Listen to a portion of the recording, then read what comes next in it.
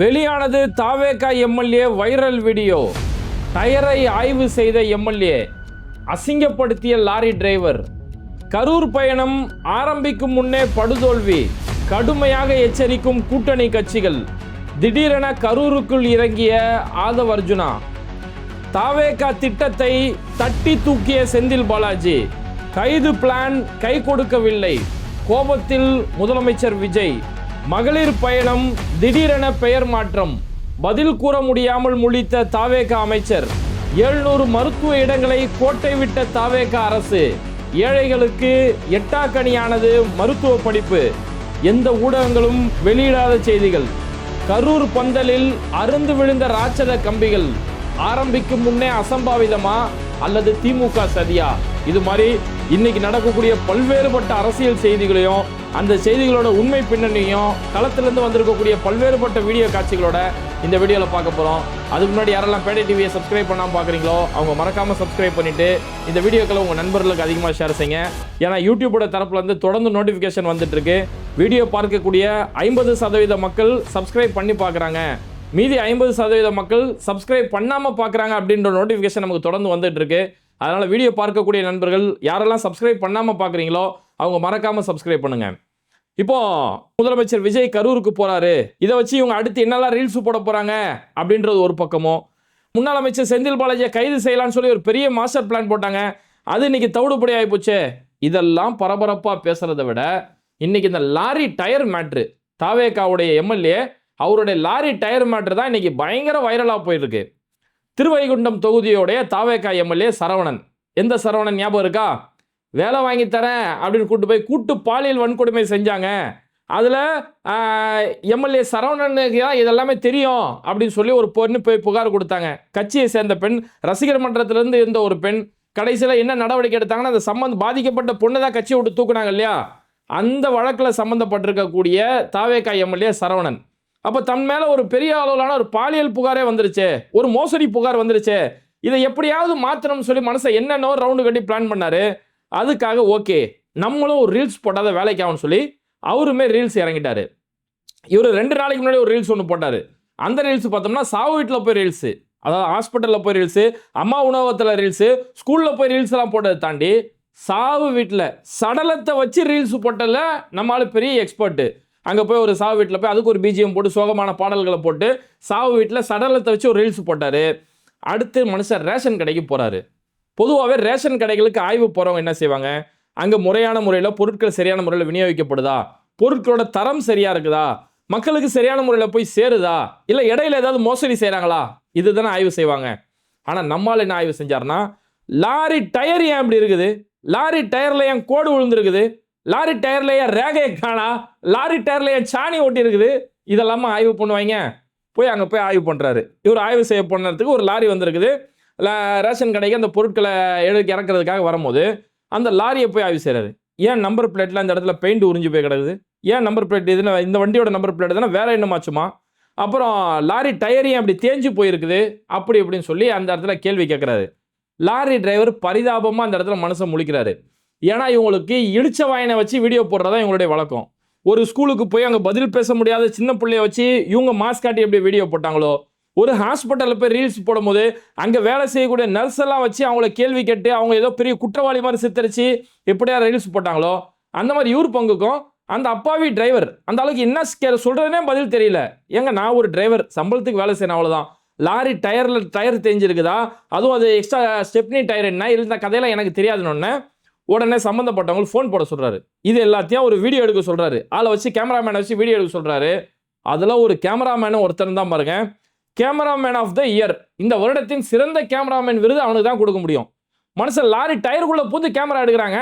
Lorry டயருக்குள்ளே போய் low ஆங்கிளில் வச்சு அவங்க கேமரா எடுக்கிறான். இந்த வருடத்தின் சிறந்த கேமராமேனாக அவர் பார்க்கப்படுவான். அப்போ இப்படிப்பட்ட பல்வேறுபட்ட கலைஞர்கள், பல்வேறுபட்ட திறமையாளர்கள்லாம் தாவேகா கொச்சிக்குள்ளே தான் இருக்கிறாங்க.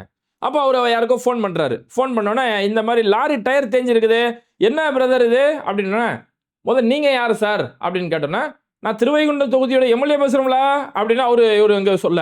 அதுக்கடுத்து சொன்ன உடனே, ஏங்க லாரி டயர்னுங்க, பொதுவாகவே லாரியில் இந்த மாதிரி கனரக வாகனங்கள் இருக்கு இல்லையா, ஹெவி வெஹிக்கிளை பொறுத்த வரைக்கும் அங்கே ஹவுசிங் வீல்ஸ்னு ஒன்று இருக்கும், டம்மி வீல்ஸ்னு சொல்லி ஒன்று இருக்கும். அதாவது என்னென்னா மெயின் அங்கே அவங்க ரேஸு கொடுக்கறதா இருக்கட்டும், ஆக்சிலேட்டர் கொடுக்கறதா இருக்கட்டும், இதோடைய கண்ட்ரோல் எல்லாமே, இன்ஜினுடைய கண்ட்ரோல் எல்லாமே எந்த வீலுக்கு போதோ அதுதான் முக்கியமான வீல். அது ஹவுசிங் வீல்னு சொல்லுவாங்க. மற்றது கனரக வாகனங்களில் எக்ஸ்ட்ரா நிறைய டயர் இருக்கும், நிறைய டயர் இருக்கு இல்லையா, அதெல்லாம் டம்மி வீல்னு சொல்லுவாங்க. இந்த டம்மி வீல் எதுக்கு பயன்படும்னா, ஒரு பள்ளமேடான பகுதிகளில் ஏறுறதுக்கு இந்த பேலன்ஸுக்காக இந்த வீல் பயன்படும். அதுக்கடுத்து ஹெவி லோடு என்னைக்கா ஏற்றும் போது, ஏன்னா கனரக வாகனம் ஹெவி லோடு ஏற்றும் போது அப்போ அந்த சப்போர்ட் பேலன்ஸுக்காக அந்த கீழே ஏர் மூலியமா அந்த வீல் இறக்கப்பட்டு அப்போ சப்போர்ட்டுக்கு தேவைப்படும். எப்போ லோடு தேவையில்லையோ, ஹெவி லோடு இல்லையோ, இந்த டயரை லேசாக மேலே உயர்த்திடுவாங்க. லேசாக மேலே உயர்த்தணுன்னே டயரோட தேய்மானமும் குறையாமல் இருக்கும், வண்டியோடைய ஃபியூலுமே கம்மியாகும். அதனால இது சப்போர்ட்டுக்காக வச்சிருக்கிறது தான். இன்கேஸ் ஏதாவது ஒரு வண்டி பஞ்சர் ஆயிடுச்சு, ஏதாவது ஆச்சுன்னா கூட, இப்போ அதாவது இந்த டயர் தேஞ்சிருக்குன்னு சொல்றாரு இல்லையா, இந்த தேஞ்சிருக்கக்கூடிய டயர் ஒருவேளை பஞ்சரே ஆனாலும் வண்டி இன்பேலன்ஸ் ஆகாது. இப்போ நம்ம ஒரு காரில் போயிட்டு இருக்கோம், நல்ல ஸ்பீடு போயிட்டு இருக்கும்போது ஒரு டயர் திடீர்னு வெடிச்சிருச்சுன்னா வண்டி இன்பேலன்ஸ் ஆகி கவுர கூட வாய்ப்பு இருக்கு.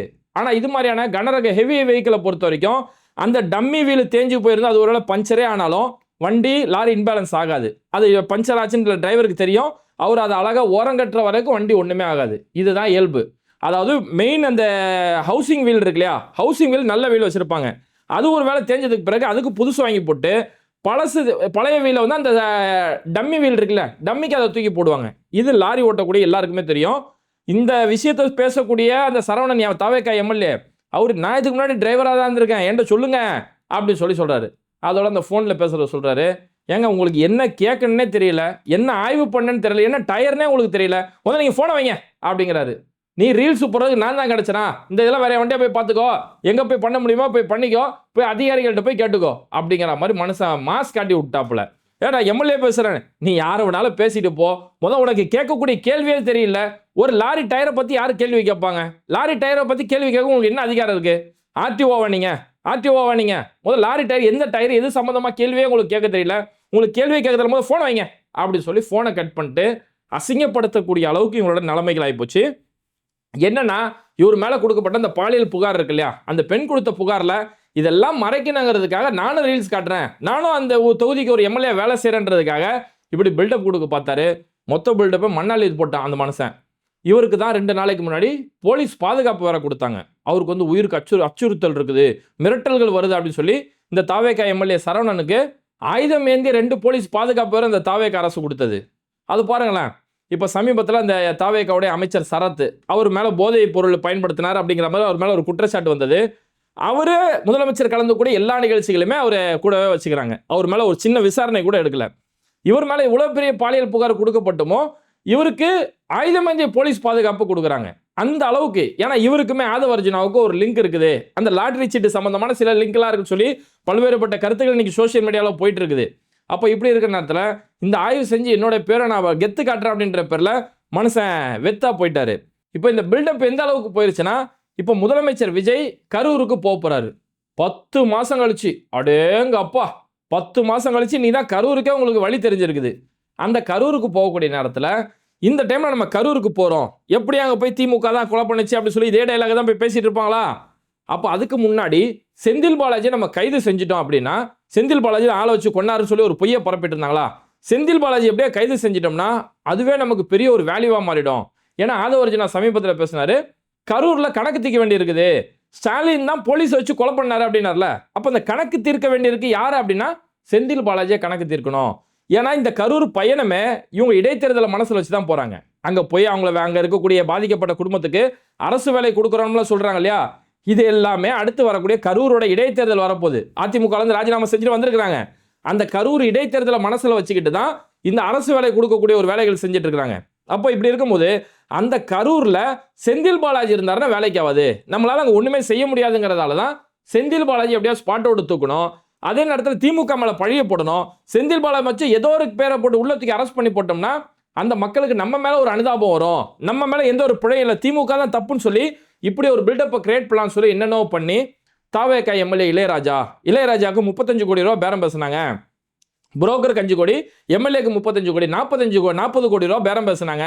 இந்த பேரத்தை பேச சொன்னது செந்தில் பாலாஜியும் அவருடைய சகோதரர் அசோக்குமார் தான் செஞ்சாங்கன்னு சொல்லி ஒரு பொய்யை பரப்பி விட்டுட்டு இதை வச்சு போலீஸ் விசாரணை ஆஹா ஓஹோன்னு சொல்லினாங்க. அதுக்கடுத்து செந்தில் பாலாஜி அவர்களுக்கு சம்மன்லாம் கொடுக்கப்பட்டு நீதிமன்றத்தில் ஆஜராகணும் அப்படி இப்படின்ட்டாங்க. அதுக்கடுத்து திமுக சார்பில் இருந்து போய் ஒரு முன்ஜாமீன் வாங்கிட்டாங்க. ஏன்னா இந்த கூட்டம் பெரிய அளவிலான ஒரு திட்டம் போடுது. அப்போ இந்த நேரத்தில் ஒரு முன்ஜாமீன் முன்னேற்பாடு ஒன்று வாங்கி வச்சுக்கலாம் அப்படின்னு நீதிமன்றத்தில் போய் இந்த முன்ஜாமீன் சம்பந்தமாக போகும்போது தாவேகாவுடைய அரசு தரப்பு வழக்கறிஞர் அந்த ஜான் போய் அந்த இடத்துல போய் அவர் வாதாடும் போது இந்த மாதிரி இந்த இடத்துல பொறுத்த வரைக்கும் இவங்க தாவேகாவுடைய ஆட்சியை கலைப்பதற்காக, தமிழக அரசுடைய ஆட்சியை கலைப்பதற்காக ஹவாலா பணத்தை பயன்படுத்தி 10 எம்எல்ஏக்களை விலைக்கு வாங்குறதுக்காக சதி வேலைகள் செஞ்சுட்டு இருக்கிறாங்க. இதுக்காக 35 கோடி ரூபாய் வரைக்கும் ஒரு எம்எல்ஏக்கு பேரம் பேசப்பட்டது, அதனால இவங்களுக்கு முன்ஜாமீன் தரக்கூடாது அப்படின்னு சொல்லி ஒரு வாதத்தை முன்வைக்கிறாரு. இது வாதத்தில் ஏதாவது ஒரு லாஜிக் இருக்குதா? ஒரு எம்எல்ஏ 35 கோடி கொடுத்து வாங்கினாலோ இல்லை 10 எம்எல்ஏக்களை 35 சொல்லி 10 எம்எல்ஏக்கு தலா 35 கோடி ரூபா கொடுத்து வாங்கினாலுமே அதை வச்சு எங்கேயா ஆட்சியை கவிழ்க்க முடியுமா? ஏதாவது ஒரு அடிப்படை புரிதல் இருக்குதா? ஆட்சியை கவிழ்க்கணும்னா முதல் 70க்கும் மேற்பட்ட எம்எல்ஏக்களை வாங்கி 50 எம்எல்ஏக்கள் வாங்கினவங்களும் 5 பைசா பிரயோஜனம் இல்லை. 70க்கும் மேற்பட்ட 72 எம்எல்ஏக்களை வாங்கினா மட்டும்தான் நீங்கள் தாவேக ஆட்சியை கவிழ்க்க முடியும். அதெல்லாம் இங்கே எங்கேயாவது சாத்தியம் இருக்கா? அவ்வளோ பெரிய பணம் இருக்கா? அவ்வளோ எம்எல்ஏக்கள் அங்கேருந்து வாங்க முடியுமா? எந்த ஒரு இது இல்லாமல் ஒரு நரேட்டிவ், ஒரு பொய் செய்தியை கிரியேட் பண்ணுறதுக்காக மட்டுமே தொடர்ந்து இந்த மாதிரி செஞ்சுட்டு இருக்கிறாங்க. உடனே திமுக சார்பில் செந்தில் பாலாஜி அவருடைய தரப்புலேருந்து ஆஜரான வக்கீல் என்ஆர் இளங்கோ அவர் ஒரு சூப்பரான வாதத்தை அந்த இடத்துல முன் வச்சார். இவங்க குற்றச்சாட்டு சொல்கிறாங்க இல்லையா, 35 கோடி ரூபா பேரம் பேசப்பட்டுச்சு அப்படி இப்படிங்கிறாங்களே, அந்த அவங்க எந்த நாளில் அவங்களுக்கு ஃபோன் கால் வந்தது அப்படின்னு சொல்லி சொல்கிறாங்க. அவங்க எந்த நாளில் ஃபோன் கால் வந்ததுன்னு சொல்லி ஒரு டே குறிப்பிட்றாங்க. ஆனால் அவங்க புகார் கொடுத்த நாள் பார்த்தோம்னா அதுக்கு இதுக்கு 2 நாள் வித்தியாசம் இருக்குது. ஒரு எம்எல்ஏக்கு அதுவும் மிரட்டி சொல்கிறாங்க, மிரட்டி 35 கோடி ரூபா பேரம் பேசினாங்க அப்படின்றாரு. ஒரு எம்எல்ஏக்கு மிரட்டல் கொடுக்க முடியுமா? அப்படியே மிரட்டினால ஒரு 2 நாள் 6ஆம் 2 நாள் கழிச்சு தான் வந்து புகார் கொடுப்பாரா? அப்போ இந்த எந்த நாளில் சொல்கிறாங்களோ அந்த நாளுக்கும் புகாருக்கும் மத்தியிலே 2 நாள் இருக்கு. இதுவே ஃபர்ஸ்ட் நம்புறாம இல்லை அப்படின்னு சொல்லி ஒரு ஆர்கியூமெண்ட்டை முன்வைக்கிறாங்க. இதையும் தாண்டி இவங்க எந்த நாளில் ஃபோன் வந்தது சொல்கிறாங்களோ, ஏதோ ஒரு வகையில் ஃபோன் வந்துருச்சுன்னு வைங்களேன், ஃபோன் வந்ததோட ஆடியோ ரெக்கார்டு எதுவுமே இல்லை. அந்த ஆடியோலாம் அவங்க பேரம் தான் பேசுனாங்களா இல்லை வேற என்னமாச்சும் பேசுனாங்களா? அதுக்கு ஆடியோ ரெக்கார்டே இல்லை. ஒரு சாதாரண இருக்கிறவங்களே இன்னைக்கு ஃபோனை ஆடியோ ரெக்கார்ட் பண்ணுறாங்க. இவ்வளோ பெரிய மிரட்டல், இவ்வளோ பெரிய பேரம் பேசப்பட்டதா சொல்கிறாங்க. ஒரு ஆடியோ ரெக்கார்ட் பண்ணியிருக்க மாட்டாங்களா? இன்னைக்கு ஃபோனில் டிஃபால்ட்டாகவே ஆடியோ ரெக்கார்டு இல்லை, எவ்வளோ ஃபோனில் இருக்குது. அப்போ இது எதுவுமே ஆடியோ ரெக்கார்டு இல்லை. அப்போ இது சொல்கிறதுக்கான எந்த ஒரு ஆதாரமும் இல்லை. பொதுவாகவே இது மாதிரியான ஒரு திருட்டாவோ மோசடியோ ஊழலோ லஞ்சமோ யாரும் ஃபோனில் பேச மாட்டாங்க. ஏன்னா ஃபோன் கால் ஆட்டோமேட்டிக், இப்போ விவோ ஃபோன்லாம் ஆட்டோமேட்டிக் ரெக்கார்ட் ஆப்ஷன் இருக்குது. அப்போ ஆட்டோமேட்டிக்காக கால் ரெக்கார்ட் பண்ணாங்கன்னா இது நமக்கு எதிராக திரும்பிடும். இது ஒரு பச்சை பிள்ளைக்கு தெரியும்.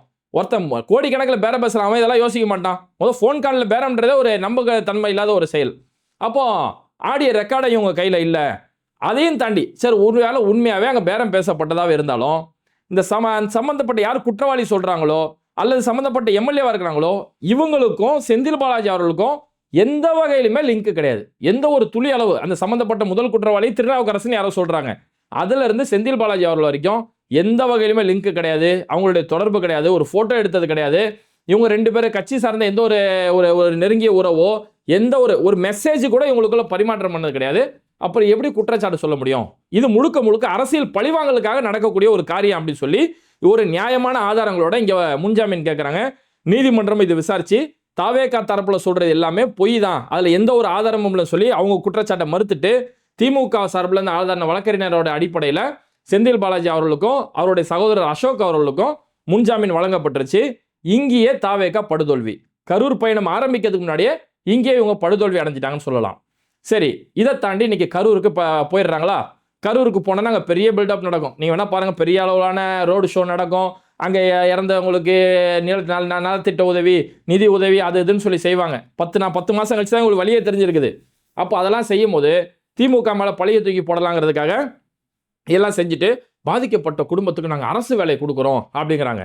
இந்த அரசு வேலை கொடுப்பதை இன்னைக்கு தமிழ்நாடு முழுக்க எதிர்ப்பு தெரிவிக்கிற மாதிரி தாவேகாவுடைய இன்னைக்கு ஆதரவு தெரிவிச்சிருக்கக்கூடிய கட்சியில் கம்யூனிஸ்ட் கட்சி உட்பட எல்லா கட்சிகளும் இன்னைக்கு எதிர்க்க ஆரம்பிச்சிருக்கிறாங்க.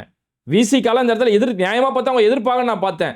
அவங்க சமூக நீதி சமநீதினு பேசுவாங்களே, விசிகாலாம் எதிர்ப்பாங்கன்னு பார்த்தா விசிகா வாய மூடி அமைதியாக கிடக்குறாங்க. இதே விசிகாவுடைய தலைவர் அண்ணன் திருமாவளவன் கரூர் சம்பவத்தை பற்றி சொல்லும் போது இது எப்படி ஈவிரக்கம் இல்லாமல் இவருக்கு விட்டுட்டு போக மனசு வந்துச்சு? இந்த ஈவிரக்கம் இல்லாமல் விட்டுட்டு ஓடுறதெல்லாம் ஆர்எஸ்எஸ் உடைய பாணி இல்லையா?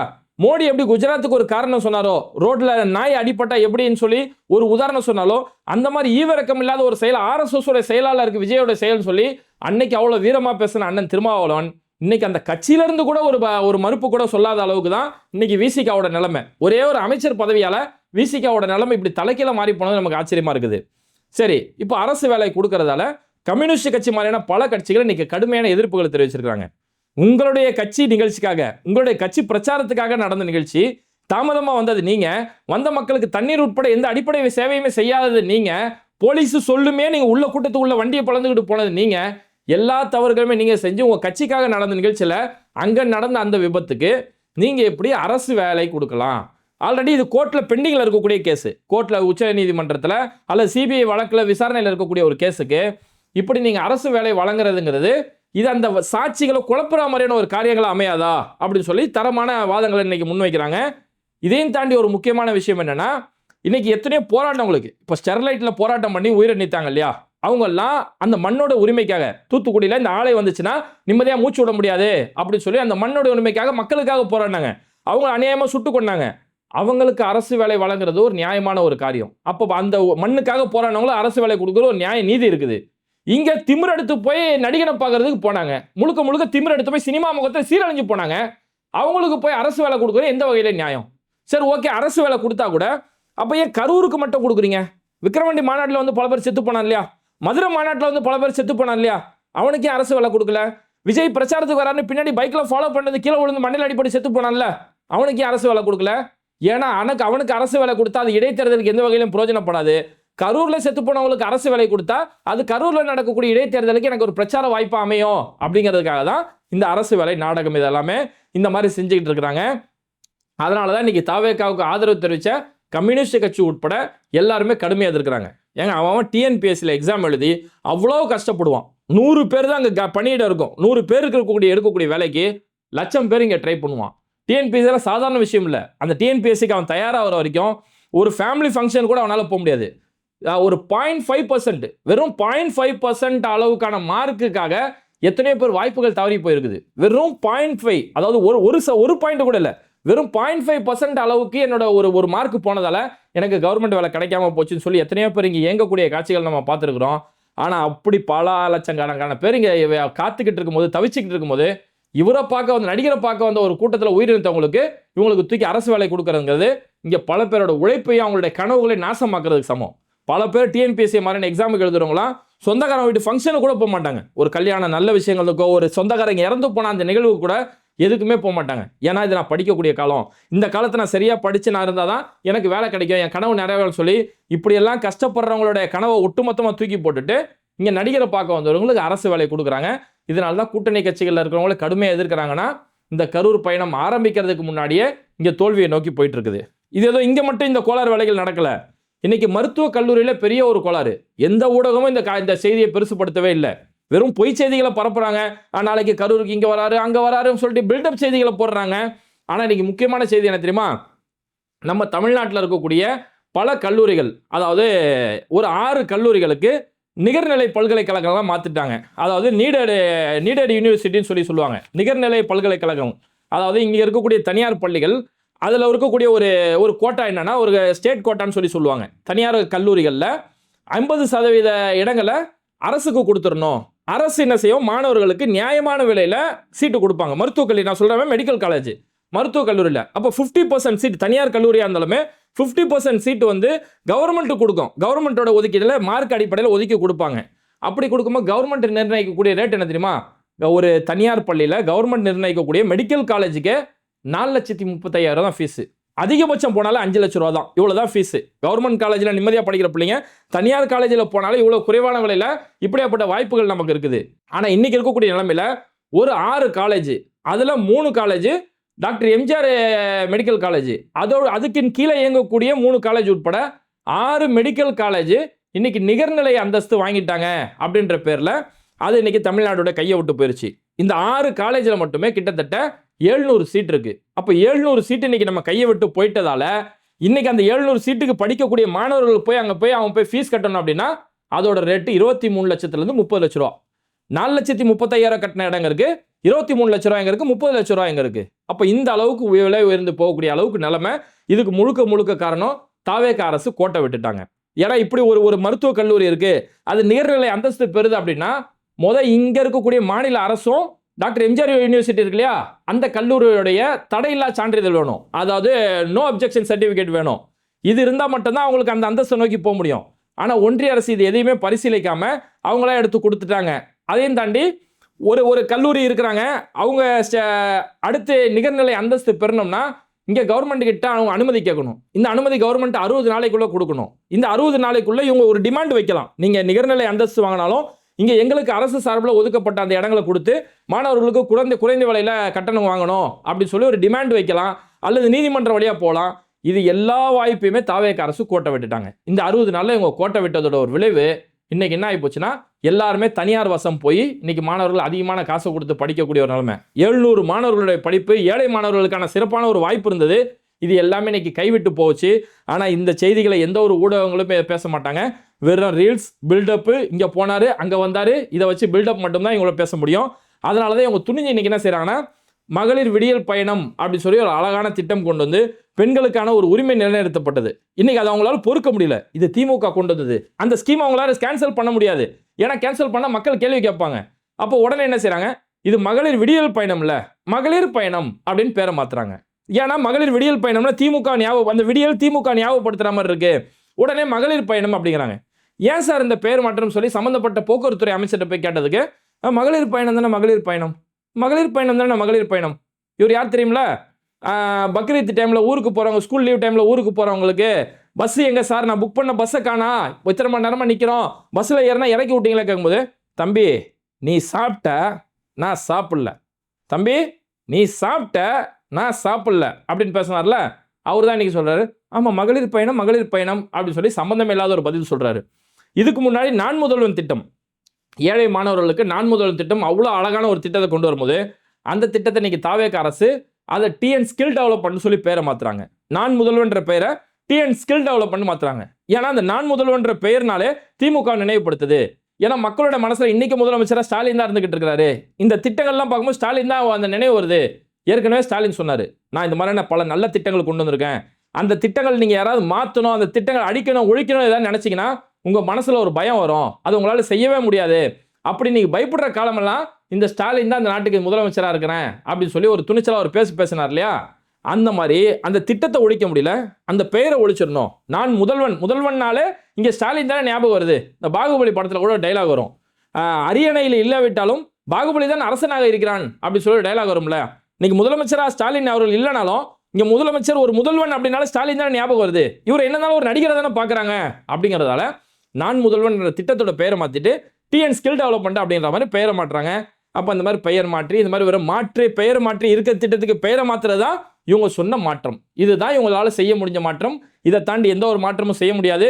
அதனால தான் இன்னைக்கு லாரி டயரில் போய் ஆய்வு செஞ்சுக்கிட்டோம், இன்னைக்கு மருத்துவக் கல்லூரியோட இடங்களை கோட்டை விட்டுக்கிட்டோம், கரூரில் போய் இவங்கள பார்க்க வந்த அந்த கூட்டத்துக்கு போயிட்டு இன்னைக்கு அரசு வேலையை கொடுத்துட்டு இன்னைக்கு இவ்வளோ பெரிய சோக நிகழ்வுகளை நிகழ்த்திக்கிட்டு இருக்கிறாங்க. இது மாதிரி வீடியோக்களை தொடர்ந்து பார்க்கறதுக்கு மறக்காம பேட்டை டிவியை சப்ஸ்கிரைப் பண்ணிட்டு இந்த வீடியோக்களை உங்கள் நண்பர்களுக்கு அதிகமாக ஷேர் செய்யுங்க. இணைந்திருப்போம்.